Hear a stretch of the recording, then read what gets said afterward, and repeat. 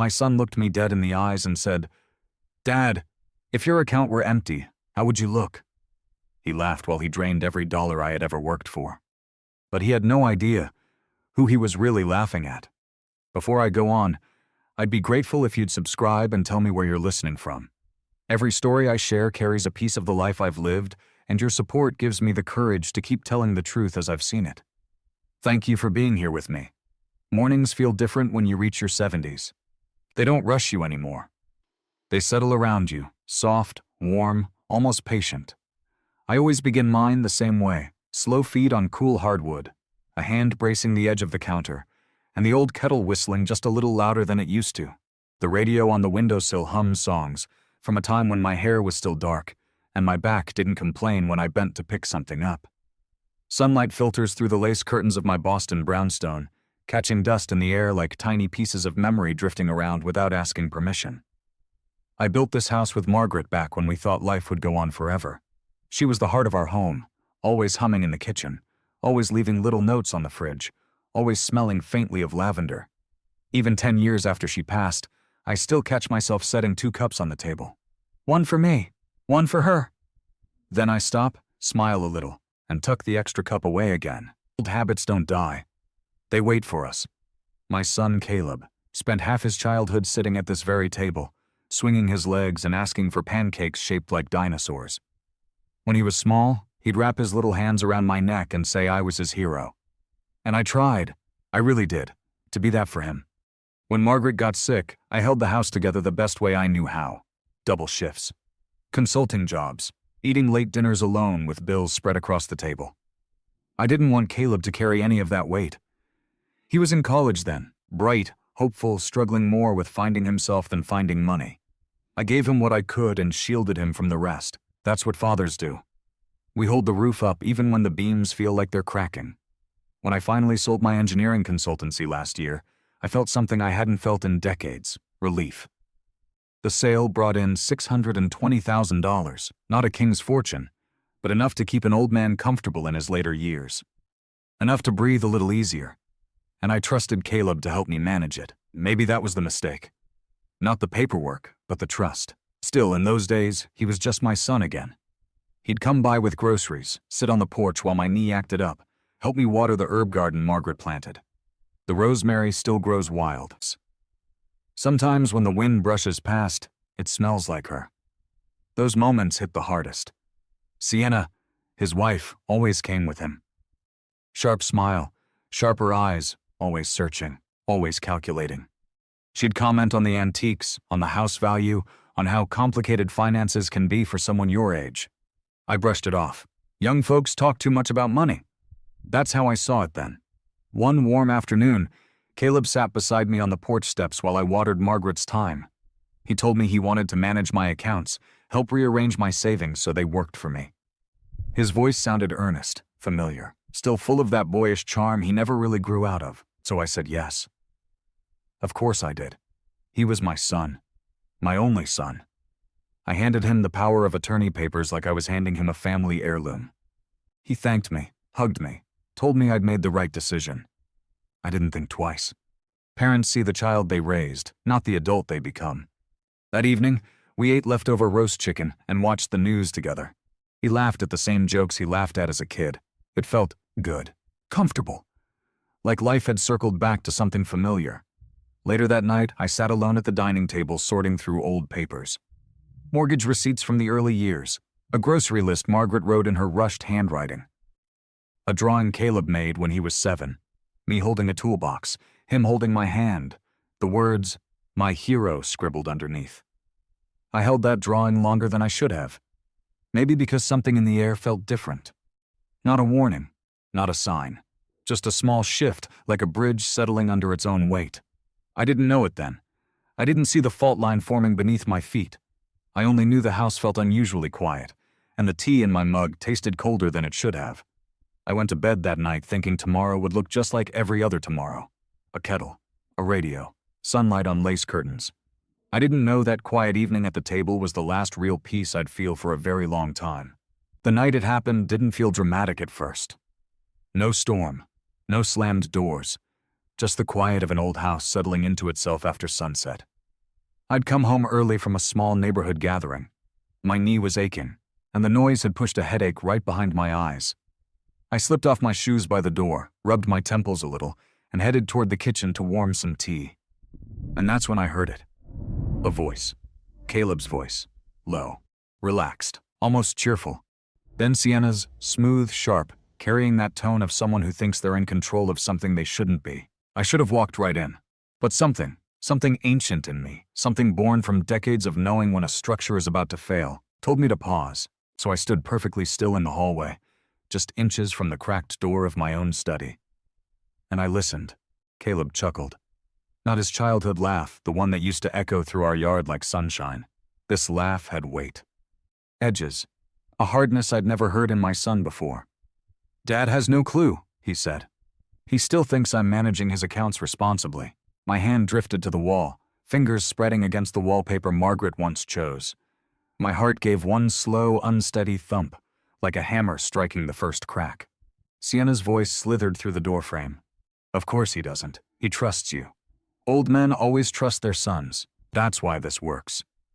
There was a rustle of paperwork, a soft clink, maybe a pen. Then Caleb's voice again, lighter now, almost excited. The wire cleared. I triple-checked. All 620 grand, gone, moved. And he'll never notice. For a moment, everything inside me just stopped. Not dramatically. Not loudly. Just a quiet freezing like a pond turning to glass in winter. They weren't talking about pocket change or some small oversight. They were talking about my future, my dignity, Margaret's years of sacrifice. Everything I had built for the last part of my life. And they were talking about it like a joke. Then Caleb asked the question that would brand itself in my memory forever. "Dad, if your account were empty, how would you look?" He said it with a laugh. A laugh. Sienna burst into that high, cruel giggle she had, the kind that always sounded like she was laughing at the world, not with it. I didn't realize I was gripping the doorframe until my knuckles hurt. I didn't gasp, didn't speak, didn't move. Inside that room, my son leaned back in my chair and bragged about draining the life I'd built. I felt something inside my chest twist, not like anger, more like disbelief wearing a thin coat of pain. Caleb kept talking. "He's slowing down. I'll tell him it's an investment transfer. He won't understand the jargon." Sienna hummed approvingly. "And if he starts asking too many questions?" Caleb snorted. "He'll doubt himself. That's the beauty of it. Old men always do." Something inside me cracked. Not broken. Just shifted in a way I didn't recognize. Then came the tension reset. Something I wish I hadn't heard. "But that's not the worst part," Sienna whispered. I held my breath. "What now?" Caleb asked. "We can use the power of attorney to move the bonds, too. And if he becomes difficult, we'll talk to a doctor. Say he's confused. Maybe even slipping. It won't be hard." Caleb laughed softly. "We could actually make this official. If he gets emotional, people will believe us before they believe him." My heart sank, not because of fear, but because that was the moment I realized my own son had rehearsed this in his mind. I backed away from the door 1 inch at a time, quietly, steadily, not because I was afraid of them, because I understood something important. If I walked into that room, if I confronted him right then, he'd twist it. He'd call me confused. He'd make me the unstable one. And the world is far too ready to believe an old man is slipping. I moved down the hallway, through the living room, toward the front door. My hand trembled on the doorknob, just once, before I slipped outside into the cool night air. I closed the door softly behind me. The street was quiet. A porch light flickered across the road. Wind brushed past my sleeves like a worried hand. I walked to my old Buick, sat in the driver's seat, and let my head fall back against the rest. My breathing came out slow and uneven, like each exhale carried a piece of my life with it. I whispered one sentence that night. I won't let them break me. Not with shouting, not with rage, with clarity. Because something inside me didn't shatter. It didn't explode. It went still. Very, very still. And that stillness was stronger than anything I'd ever felt. I didn't start the engine right away. I just sat there, hands on the steering wheel, breath fogging lightly against the cold glass, trying to understand what I'd just heard.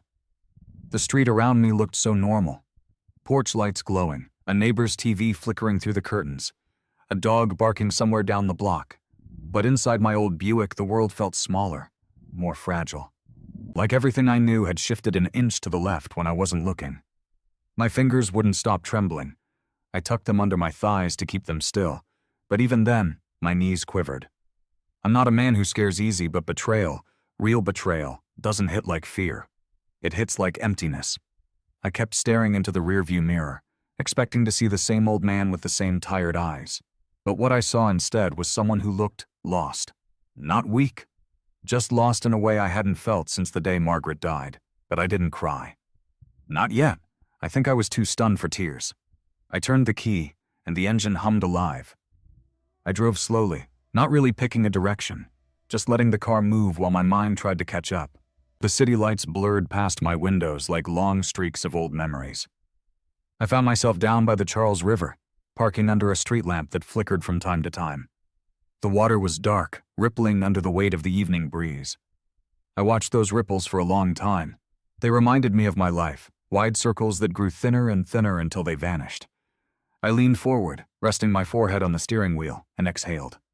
One long breath, the kind that empties you without asking permission. Part of me whispered, "How did we get here?" Another part whispered something harder. "How did I not see it?" But then the thought faded. Not everything broken makes noise. Sometimes it cracks in silence. After a while, I drove to a 24-hour diner. I slid into a booth and ordered a cup of coffee I never drank. I just held the cup, warm between my palms, and stirred it over and over. The cream swirled into shapes I can't remember now. A waitress walked by and asked gently, "Waiting for someone, sir?" "No," I said, "just thinking." But that wasn't true. I wasn't thinking. I was remembering. Remembering Caleb's scraped knees, his championship trophy from 7th grade, how he cried the day Margaret passed and held my hand like he was still a little boy. The time he told me he wanted to be just like me when he grew up. And now he was in my study, laughing about how he stole my future. My chest tightened, not sharply, just slowly, like something inside was collapsing under its own weight. I whispered his name under my breath, not in anger, just disbelief. Caleb. Some nights in life create bruises where no one can see. This was one of those nights. I left the diner and drove home, but I didn't go inside. I sat on the porch steps, staring at the front door I had walked through thousands of times, and felt something unfamiliar, unwelcome. Not by the house, but by the truth waiting behind that door. I walked around to the back porch and sat in Margaret's rocking chair. The wood creaked under me, steady and familiar. I let myself rock gently, forward, until my breathing softened. The herb garden she planted brushed against the wind, carrying the scent of rosemary. That scent hit me harder than anything I'd heard that night. It smelled like her. It smelled like the life we built. It smelled like everything I had tried so hard to protect. I closed my eyes and let the pain roll through me, wave after wave, until it settled into something quieter. Something real. In all that heaviness, a single thought rose above the noise. I need help, not weakness. Honesty. Right behind it came another thought, sharper, steadier. I'm not helpless. Those two truths sat with me on that porch until morning light crept over the neighborhood. I stood up slowly, stretched my aching back, and watched the sun glow against the old brick of my brownstone.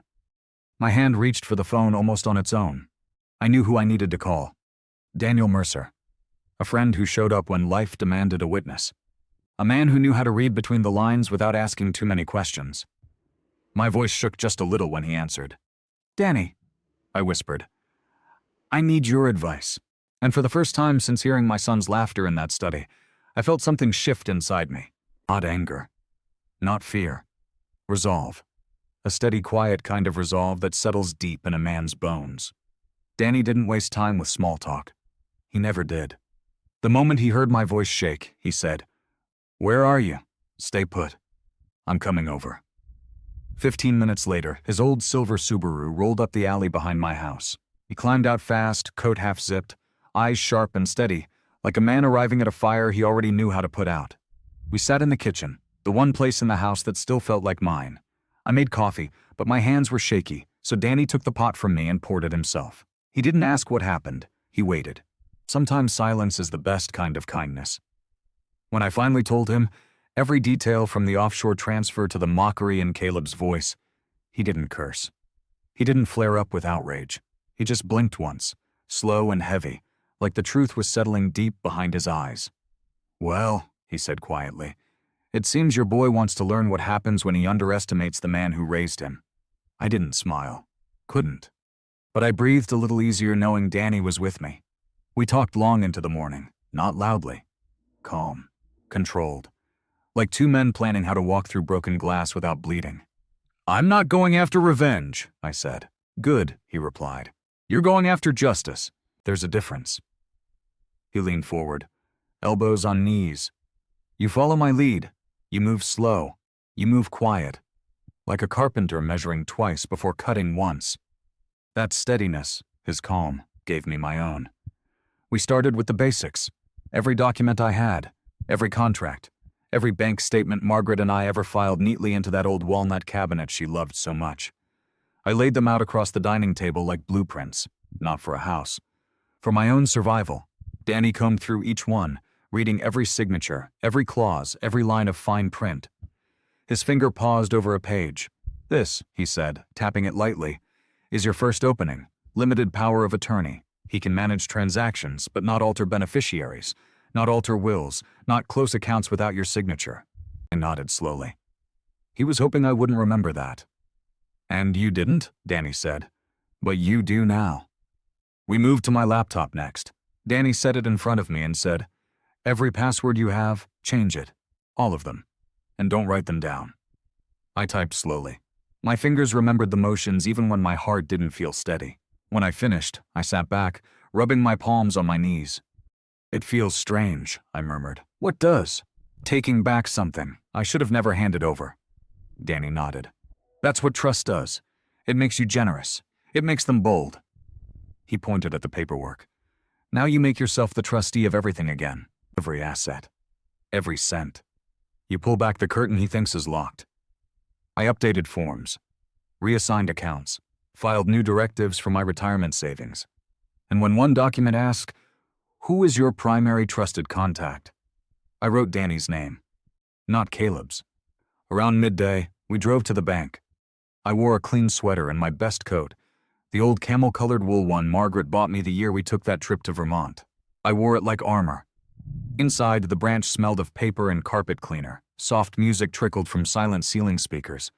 The manager, Mr. Lawson, came out with a stiff smile that softened the moment he recognized me. "Alden," he said warmly. "Everything all right? You look troubled." I didn't answer right away. Danny stepped slightly closer. Not in the way of protection, but in the way of witness. Someone solid at my shoulder. "I need to review every transfer made with my son's power of attorney," I said calmly. "And I need to freeze anything that hasn't cleared." Lawson's eyebrows lifted, not from surprise but respect. "Of course." He ushered us into his office. Within minutes, he had the screen pulled up. There it was, a large pending international transfer flagged for verification. He looked over his glasses at me. "This is the one, isn't it?" I nodded. "We can stop it," he said. "We'll need confirmation it wasn't authorized." "It wasn't."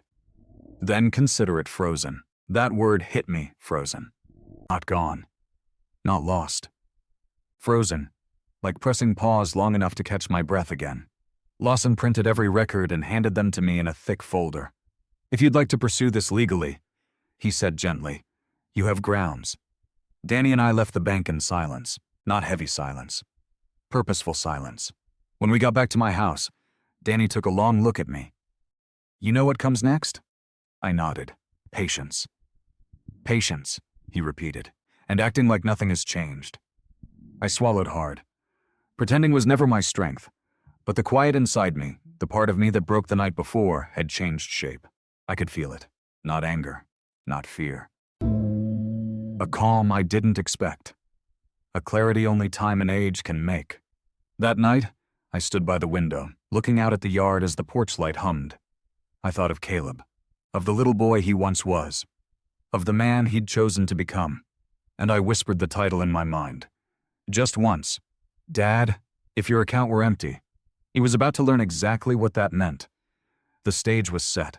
All I had to do was wait. 3 days passed before the house felt still enough for what I needed to do. Caleb didn't suspect a thing. He walked around with that spring in his step, the kind a man gets when he thinks he's the smartest person in the room. He hummed while he made coffee. Loud lay on the phone. even patted my shoulder the way a son might comfort an aging father. He thought the world was already bent in his direction. I kept my voice soft, kept my hands steady, kept my routine the same oatmeal, the same stroll down the street, the same quiet evenings reading by the lamp Margaret picked out. But inside, everything had shifted. Danny checked in every day, and each time he reminded me, not yet, let him walk right into it. And so I waited. On the fourth evening, Caleb called me into the study, the same room where he once laughed about emptying my account. He was sitting behind my old desk, legs crossed, a glass of scotch beside him. "Dad," he said lightly, "I've been reviewing some things. I might need your signature on a few documents tomorrow." His casual tone felt like sandpaper, but I didn't flinch. "Oh," I answered softly. "All right then. Whatever you think is best." That little line pleased him. I saw it in his eyes, that spark of victorious arrogance. If only he knew what waited on the other side of the night. Around noon the next day, I asked him to join me for lunch, something simple at the house. He agreed easily.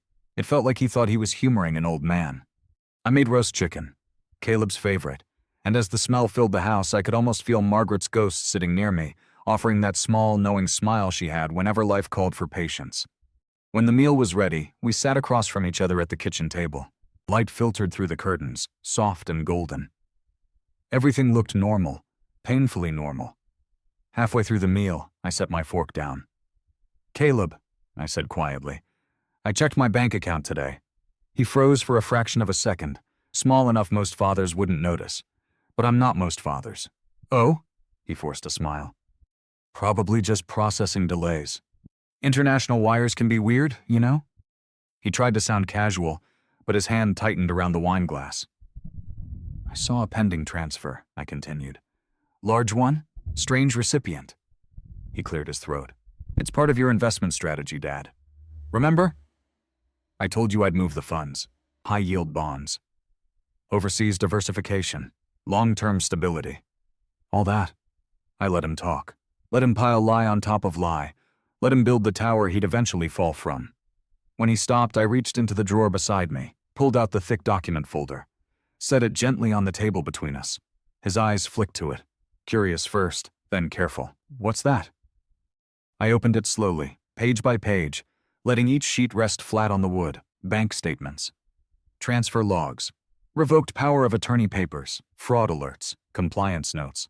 Every signature, every timestamp, every truth. "This," I said softly, "is what happens when a father pays attention." He swallowed hard. "This isn't, Dad. Listen, this is..." I held up a hand, not angrily, just firmly enough that he stopped. "Caleb," I whispered, "the transfer was frozen before you ever celebrated." His face went pale, not dramatically, just enough to make him look younger, smaller, like the boy he once was, the boy I raised. "You didn't authorize that," he said, voice thinning. "No," I replied. "And the bank knows, and the officials know, and I know. You did this to yourself." He pressed his palms into his eyes. "Dad, I needed help. I thought I could fix it before you noticed. I was going to pay it back, I swear." The front door opened then. Danny stepped inside. Behind him, Mr. Lawson from the bank, and with them, two officers who looked more tired than threatening. Caleb went still. "Caleb Alden," one officer said gently, "we need to speak with you about an attempted fraudulent transfer and misuse of fiduciary authority." Caleb looked at me, eyes wide, almost pleading, not with anger, with something closer to disbelief. "Dad," he whispered. "You're really doing this?" I answered with the same calm he'd mistaken for weakness. "I'm not doing anything to you. I'm doing something for me." The officers gave him time to stand, time to breathe, time to look around the room he once believed he owned. He finally rose from the chair, shoulders sagging. As they walked him toward the door, he turned back once more. "Dad, I'm sorry." I nodded slowly. "I know," I said softly. "But some things break quietly." They led him outside. The door clicked shut behind them. The house exhaled, as if holding its breath for years, and in that silence, I finally felt free. The house felt different after Caleb left. Not louder, not emptier, just honest. For the first time in years, the air didn't carry the weight of pretending. pretending not to notice his silences, his distance, the way he looked at my life as if it were something he could inherit early. That night, I sat in Margaret's old rocking chair on the back porch. The wood was cool under my palms. The wind smelled faintly of rosemary from her garden, and for the first time since all this began, I let my shoulders drop. Let my breath settle. Let the truth sit beside me without hurting. I didn't feel triumphant or victorious. That's not what justice feels like at my age. It feels like setting down a heavy bag you should have put down years ago. I thought about the question Caleb once laughed at. "Dad, if your account were empty, how would you look?" He thought it was a joke, a little jab at an old man. But today, I realized something he never understood. I'm not defined by what sits in a bank account, not by what I own, not by who needs me or who doesn't. I'm defined by the life I built, the honest one.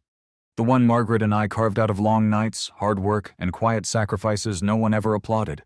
And even when someone you love tries to take it all, they can't take the part of you that learned how to rebuild. A few days later, I visited the lawyer to finalize new documents, new protections, new boundaries. I walked out of that office feeling lighter, not younger, just stronger in a quieter way. I don't know what will happen with Caleb. Maybe one day he'll understand the hurt he caused. Maybe one day we'll talk again.